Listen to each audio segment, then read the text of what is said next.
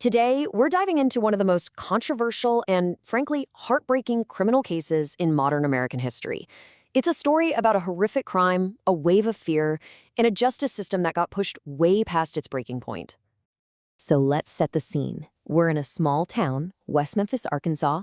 The year is in 1993, and something is about to happen that will not only tear this community apart, but will grab the attention of the entire country for decades to come.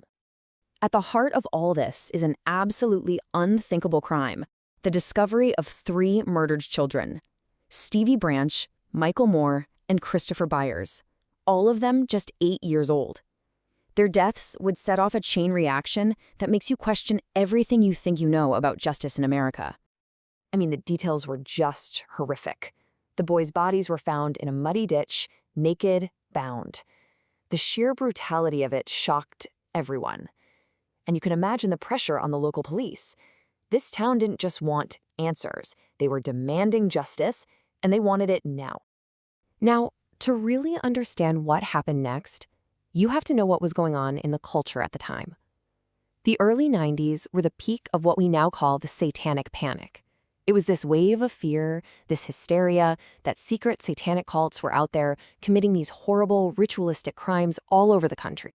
So, in this atmosphere of total fear, with absolutely no physical evidence and 0 leads, the police investigation started to zero in on 3 local teenagers who were, well, they were outsiders: Damian Eccles, Jason Baldwin, and Jesse Miscali Jr.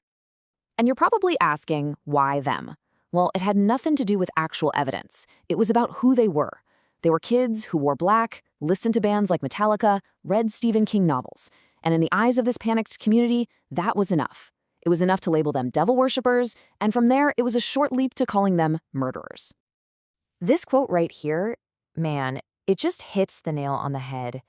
The entire theory that the police were working with, this idea of a satanic sacrifice, it wasn't built on facts. It was built on fear, on cultural paranoia, not proof. So the prosecution's in a tough spot, right? No physical evidence. They needed something to hold their case together, and they found it in Jesse Miscali Jr. His so-called confession would become the most critical and controversial piece of the whole puzzle. Okay, let's just break this down for a second, because this is so important. First, Jesse had an IQ of 72, which is considered borderline intellectually disabled. He was interrogated for more than 12 hours straight. No lawyer, no parent in the room. And the story they finally got out of him? It was a complete mess, full of contradictions and details that didn't even match the crime scene. But believe it or not, that confession, as flawed as it was enough.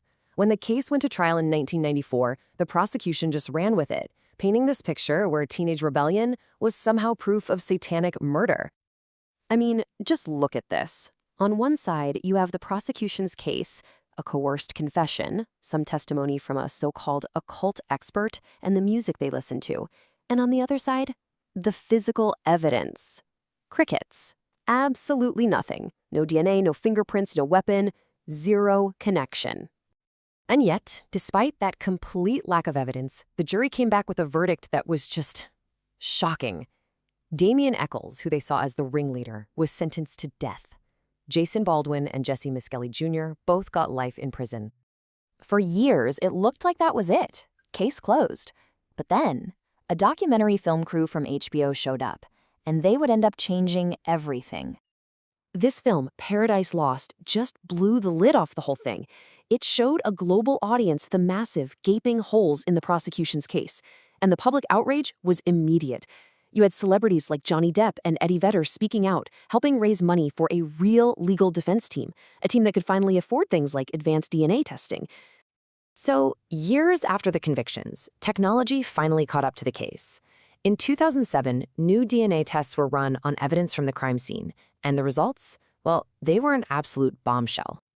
I mean, you can't get clearer than this.